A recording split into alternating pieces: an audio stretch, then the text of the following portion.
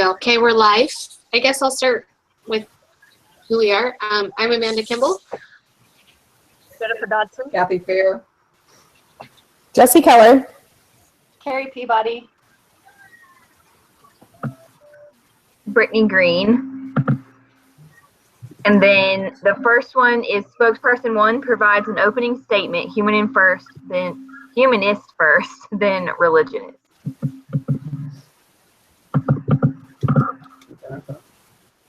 Okay, so I'm representing the humanist philosophy person. So, what sort of philosophy is humanism? If you listen to the detractors, one would imagine it to be a doctrine collection of social goals justified by an arbitrary and dogmatic materialist atheist worldview. Leaders of the religious right often say that humanism starts with the belief that there is no God. That evolution is the cornerstone of the humanist philosophy. That all humanists believe in the situation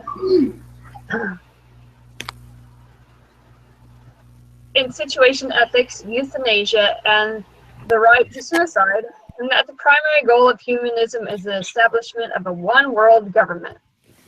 And indeed, most humanists are non-theistic,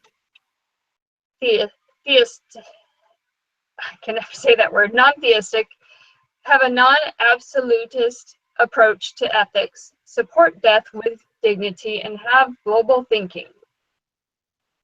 But such views aren't central to the philosophy. To understand just where humanism begins, as well as discover where such ideas fit into the overall structure, it's necessary to present humanism as a hierarchy of positions. Certain basic principles need to be set forth first. Those ideas that unite all humanists and form the foundation of the philosophy. Once this is done, humanist conclusions about the world can follow, conclusions which, by the nature of scientific inquiry, must be tentative. Then, after that groundwork has been laid, appropriate social policies can be recommended, recognizing the differences of opinion that exist within the humanist community. From this approach, people can see humanism in perspective, and in a way that reveals its non-dogmatic and self-correcting nature. The central ideas of humanism then can be organized into a practical structure along the aforementioned lines. Even though all humanists don't communicate the philosophy in this way, it's fair to say that most humanists will recognize this as accurate.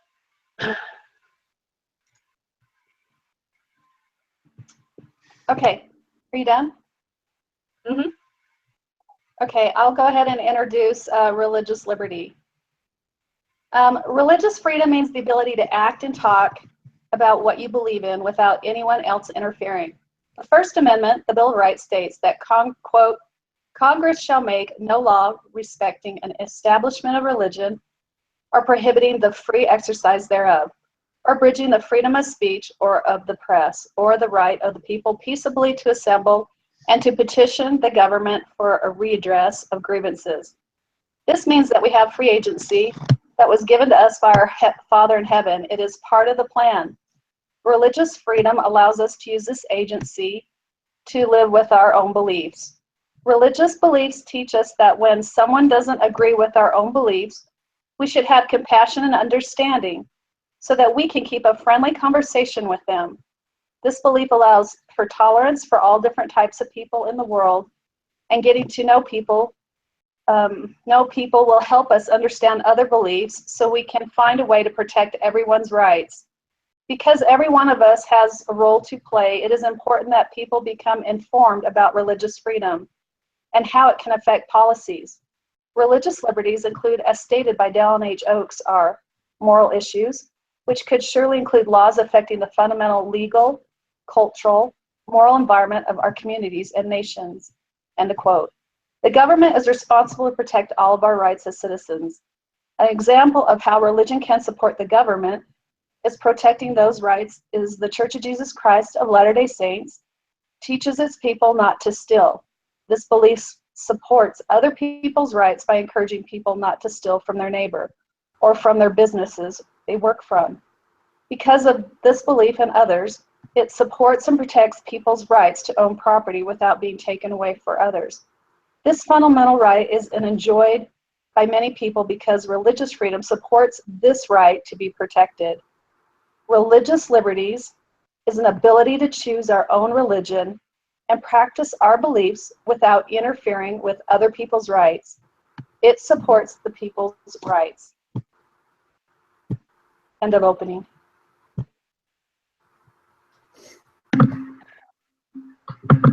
Okay, the next one is spokesperson 2 states the main arguments. Humanist first, then religionist. Okay, that's me.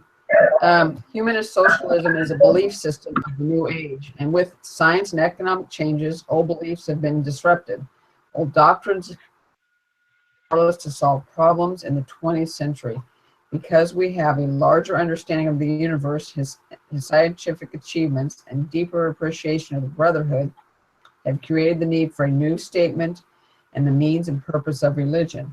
And we have 5 or 15 statements that they made.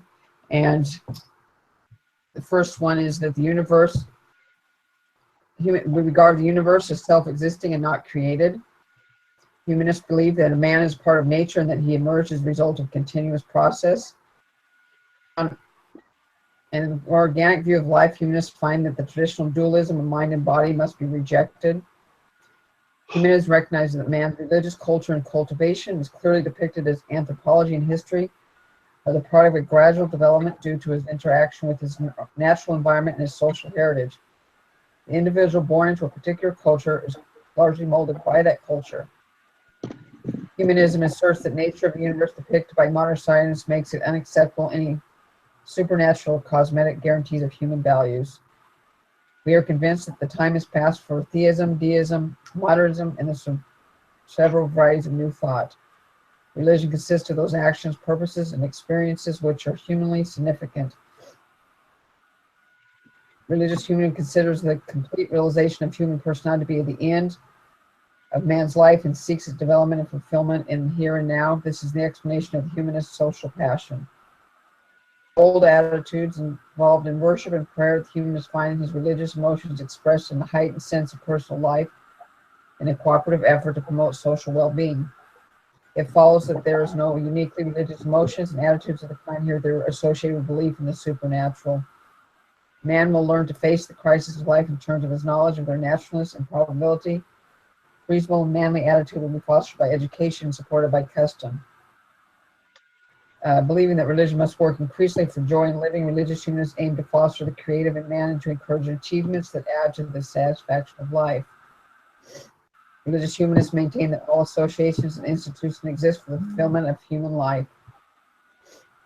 The humanists are firmly convinced that existing accusative and profit-motivated society has shown itself to be inadequate and that radical changes in methods, controls, and motives must be instituted.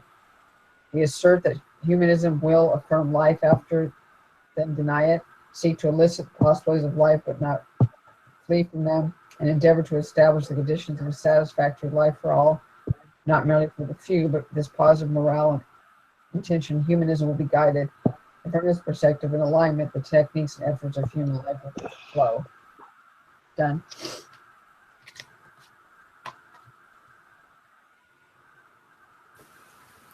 Okay, my remarks today will be mostly taken from a speech given by Dallin H. Oakes of the Church of Jesus Christ of Latter-day Saints in October of 2009 regarding religious freedom, as well as Obergefell versus Hodges, otherwise known as a Supreme Court case on same-sex marriage.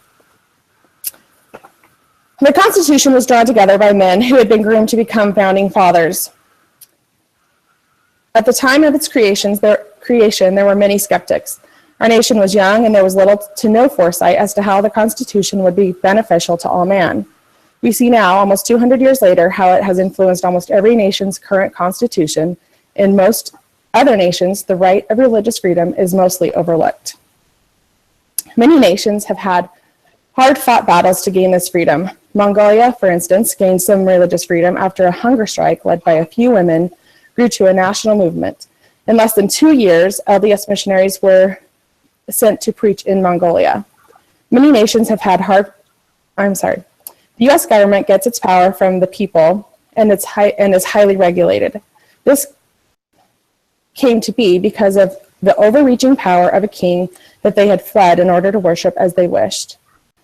God is the ultimate power, and it is the people's inherent right to decide on their form of government. Sovereign power does not come from a king, powerful leaders, or by force.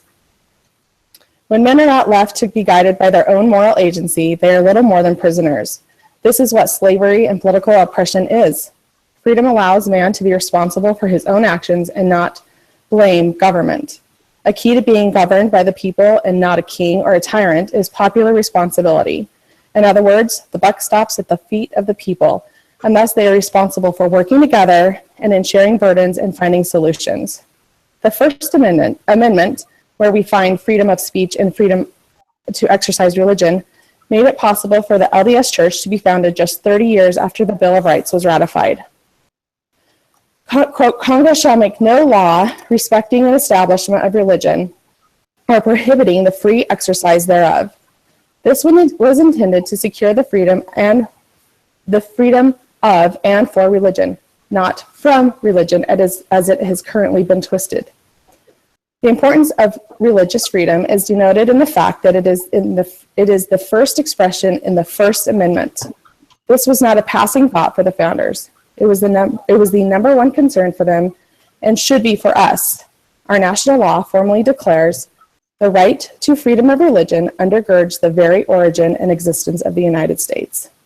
We must not overlook the right to not only choose our religion, but to practice it as well.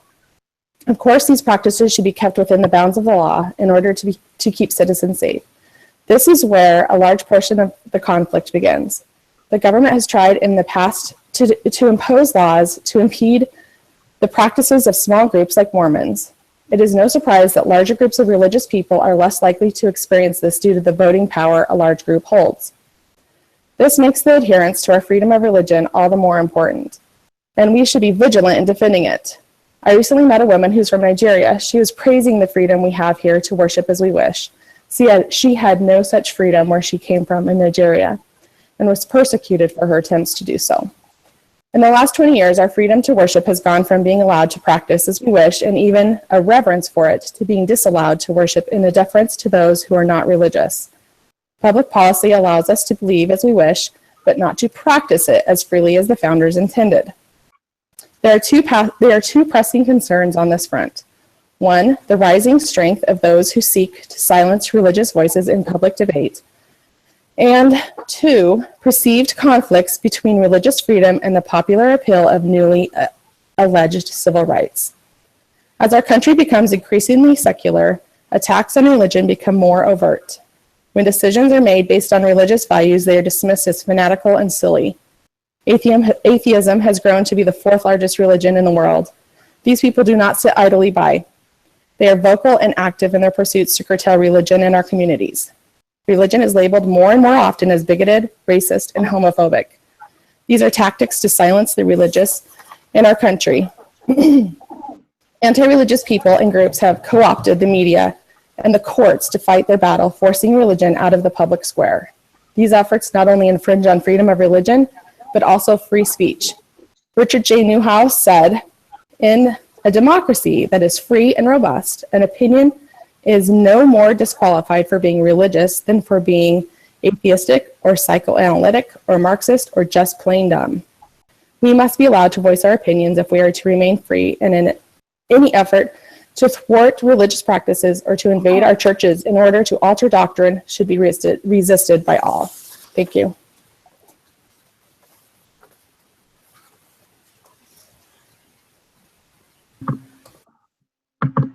Okay, next was the spokesperson 1 engages in cross-examination. Humanists ask religionist questions first, then switch.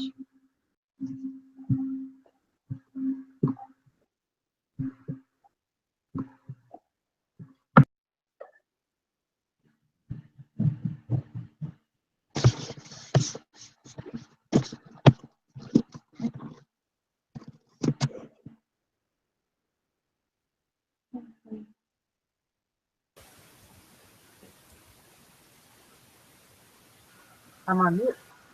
Okay.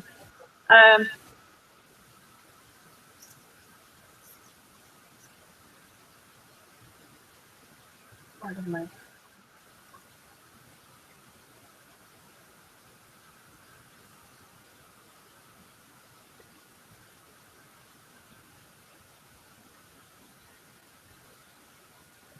So humanists need to ask the religionist questions. Those who are humanists need to ask questions. Right. So for the religious, how important is your eternal perspective?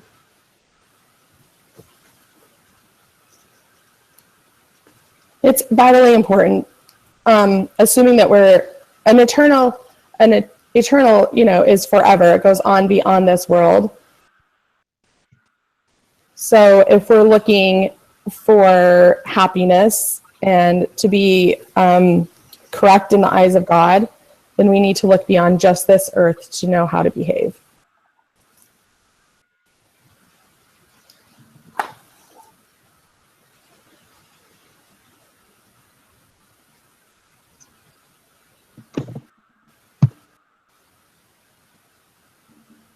Do you think that the freedom that you've been given as a religious community, don't you think that you've taken this for granted, that you've been given this freedom?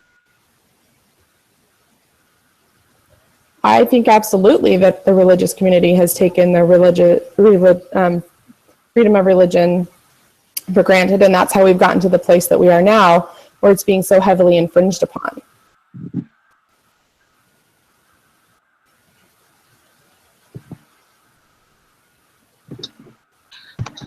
Just to kind of also add to that question, in a way, yes, I do think that, those who are religious have taken that right and just kind of was for granted on it. Yet that I don't believe is also towards all religions and all those who are religious.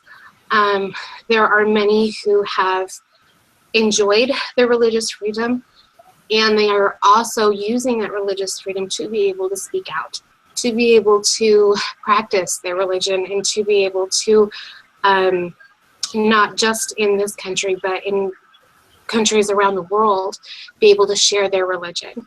And for those other countries that allow a religious freedom, they are using that opportunity to be able to share their religion. Yeah.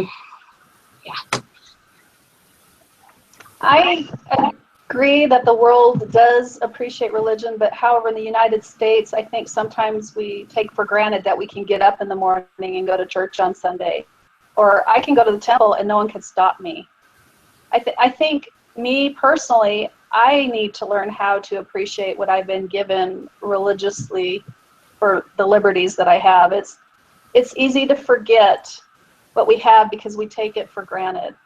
And I think learning to appreciate that and helping others obtain that religious freedom is something that I should look at personally.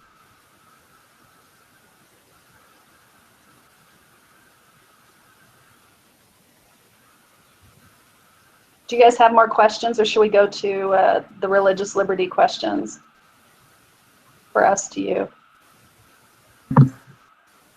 Me and Amanda had the same question, so I'm good if everyone's ready to move on. Okay. So questions to the humanists, right? Right. Okay. So one of my questions, I guess, to the humanists is, how do humanists feel about necessarily like moral issues? Do they believe in moral issues, or do they feel that moral issues are, again, more like a religious belief and they restrict a person's human rights? Sorry if that question's too hard. When you say moral issues, what do you mean? Well, as far as moral issues, like with a person, and my mind goes blank, I'm sorry. Moral issues, they're just moral issues. Well, there's the moral issue of abortion. There's a moral issue as,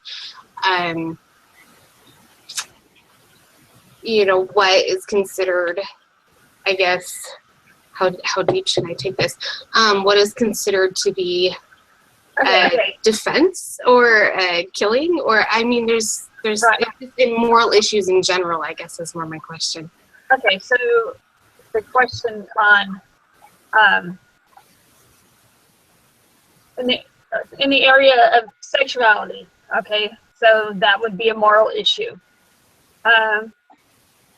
We believe that the intolerant attitudes often cultivated by the Orthodox religions and puritanical cultures unduly repress sexual conduct. That's our belief. The right to birth control, abortion, and divorce should be recognized. We do not approve the exploitive, denigrating forms of sexual expression.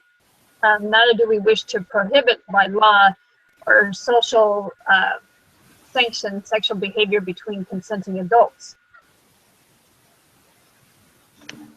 So, Go ahead. so I have a question. So I know humanists believe that you make yourself a better life and not God. Mm-hmm. How can you make decisions concerning the community if you are thinking about yourself?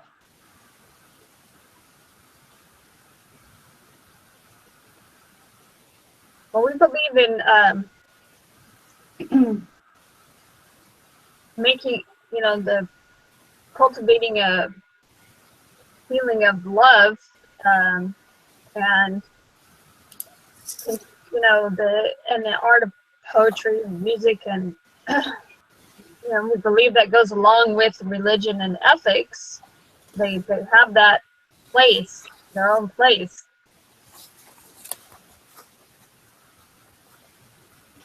It's a hard subject to defend. Do humanists, as humanists, do you recognize the important role that religion has played, especially in the United States, in directing the moral compass of our country?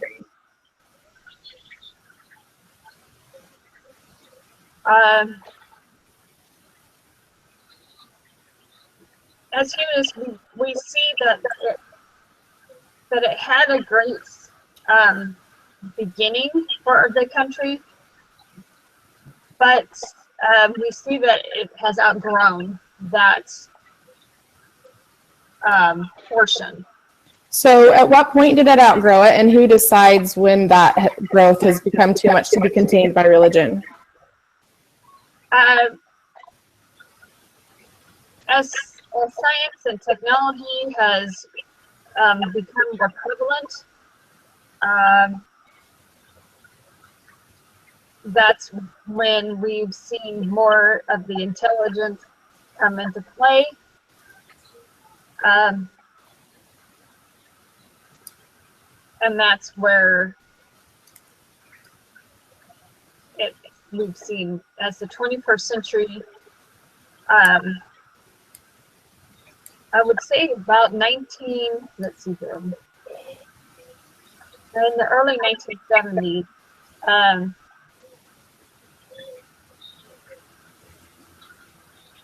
back in 1933, when the first manifesto was brought together, they still believed in the traditional theism, especially in faith and prayer, hearing of God. But when we were approaching the 21st century, we could see that there was more of a, not that we're trying to dehumanize, but we could see that the future was filled with dangers, and the learning we need to find more of the scientific method to nature and human life. So using science and technology as a guide for what our morals should be as a compass, does that feel risky to you given the vast swings in scientific belief and scientific discoveries, given that it's so inconsistent and changing so often? Do you feel like that's a wise place to put your belief system or your moral guidance in? No, because the humanist outlook is tapping the creativity of each human being, and that's providing the vision and courage for us to work together. It's not so individualistic that we won't work together.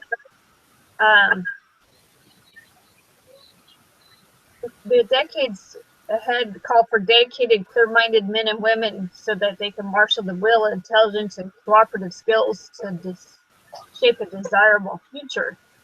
So we need to work together to do this. So I thought humanists, they learned their ethics and values and morals from their own experiences instead of from other people or God. So isn't that, at least that's what I understood. They solve their own problems, their own issues. I kind of think that the humanists' biggest weakness is that people feel they're more important than the rules of society, that they desire satisfaction equally.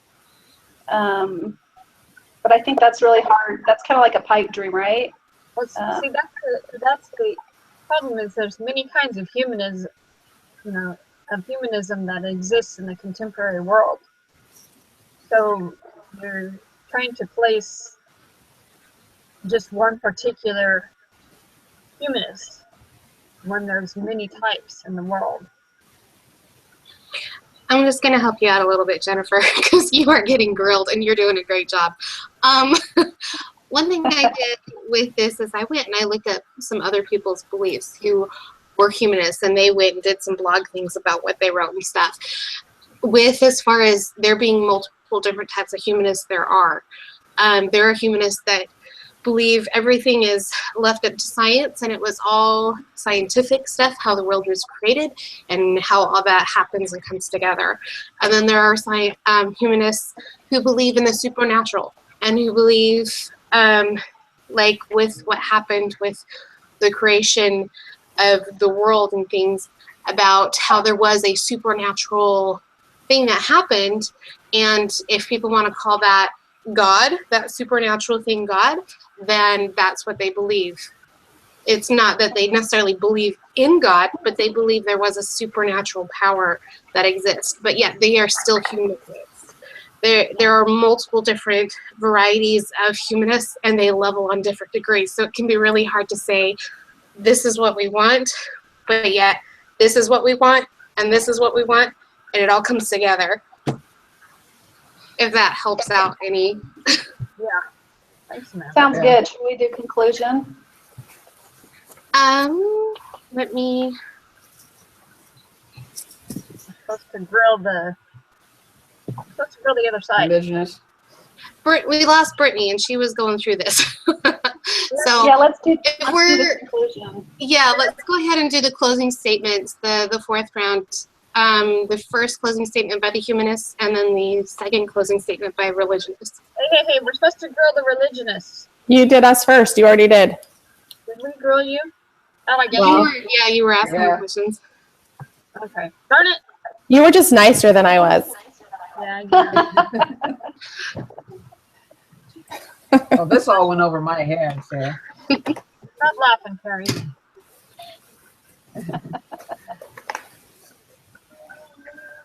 Yes, he's too mean.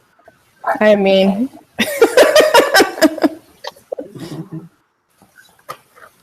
Who's got the closing arguments for the humanist?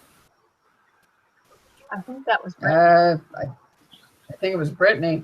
Okay, so I'll do mine first, and hopefully she'll hop back on. Should we do that? Okay. Yeah. Elder Dallin H. Oakes said, "The tide of public opinion in favor of religion is receding, and this probably portends public pressures for laws that will impinge on religious freedom.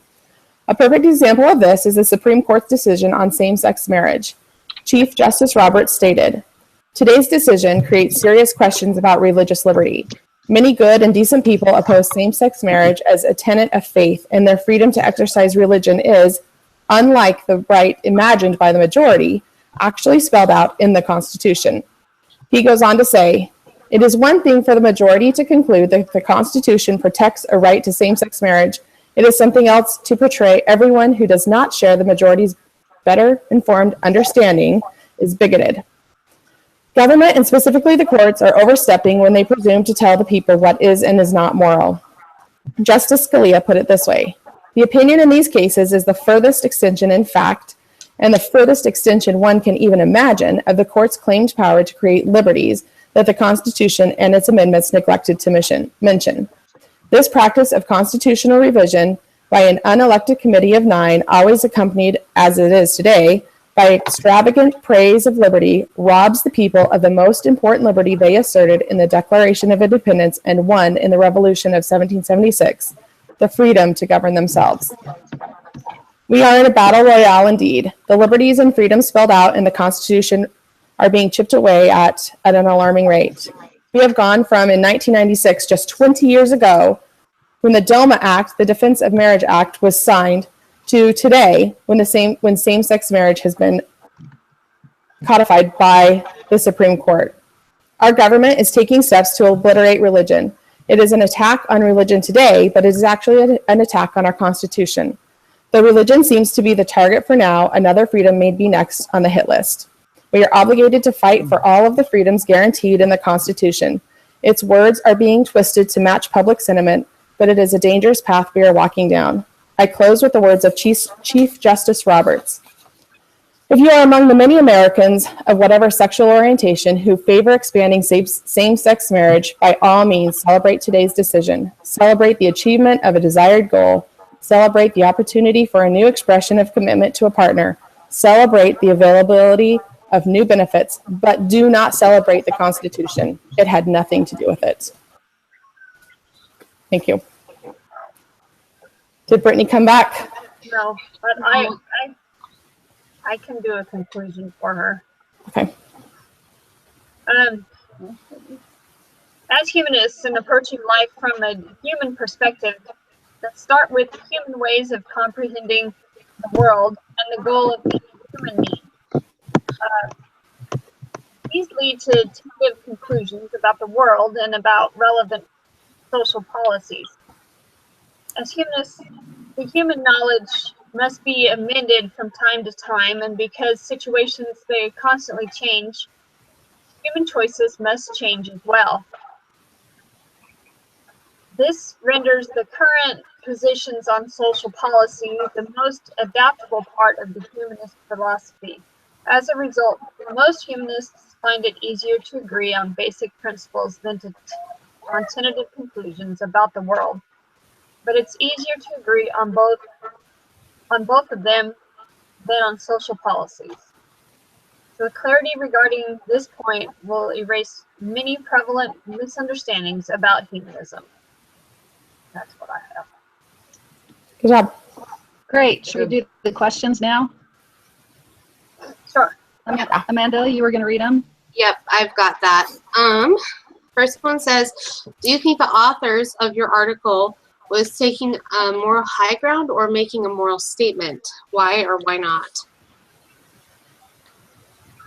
I think Dallin H. Oakes was making a moral statement, but I also feel like he masterfully joined the two, and his legal background probably enabled him to do that so well. But he supported his moral statement with legal argument and with examples that gave it teeth. Yeah, I agree. He's totally taught tolerance. I mean, he was very smooth. Very good article. I agree. I Sorry, go ahead, Kathy. The manifesto to me was just straightforward. I don't think there was any argument. They just stated what what humanist is. There wasn't any, to me, there wasn't any argument about what it wasn't and what it is. They just stated what their beliefs were. Yep, it was straightforward. Just wow. Yeah. Okay. 2. Are religious folks the only ones with values and morals? Can morality, thank you. Can morality exist without religion? Why or why not? Oh, Absolutely. I think one without a doubt. it can. And when I look through this humanist manifesto, and I highlighted a whole bunch of it, trying to find my arguments and the for and against and all that kind of stuff. It's so right, Terry, when you said it's so hard to argue it for it, because it was so hard. But there were a few things that I in there that I could say, yeah, I can see where they have some moral, good morals in there. They were trying to be good people. They have individual freedom, choice of choice. They exist in human life and should be increased. So freedom of choice, things like that. The state should encourage maximum freedom for different moral, political, religious, and social values in society. So it is there, So I think that it's there in a lot of different groups, including non-religious groups. The problem is the same problem that happened after the death of Christ. There were lots of people who had these guidelines and they wanted to do good, but they did not have the Savior anymore to follow. And it's the same thing with these non-religious groups.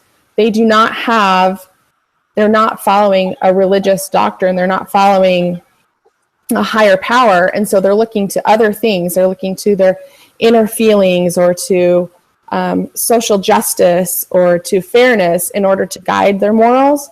And so I feel like that's where the religious and the non-religious diverge. Right. Well, there's a statement in this manifesto, and it says, we affirm that moral values derive their source from human experience. Yeah. Right. So to me, that means we learn from our experiences. It has nothing to do with our religion, is what Right. they're saying to me. So it's not that they're looking to do bad or that they think religious people are bad. It's that they feel like all of their guidance comes from themselves instead of from a higher power. Yeah. Right. Right. That's a perfect example. Yes. Yep. That's correct.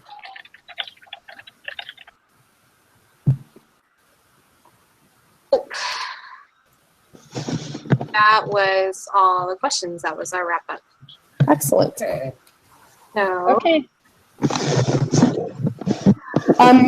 Amanda, did you start the session? I did. Okay, so you can post the link. Yep, I'll go ahead and post the link. That's not a problem. I'm gonna stop. What about the summary?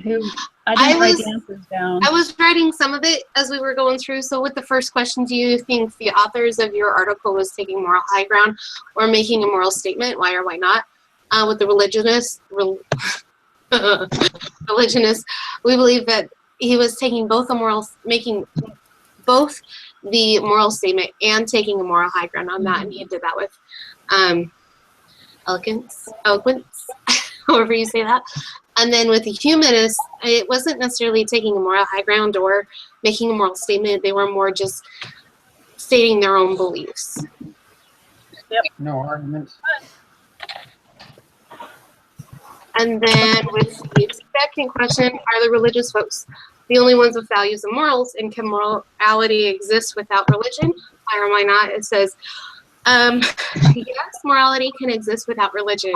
People can still have good morals and have individual freedom of choice, and they can still choose to be moral and be a good person in what they personally believe.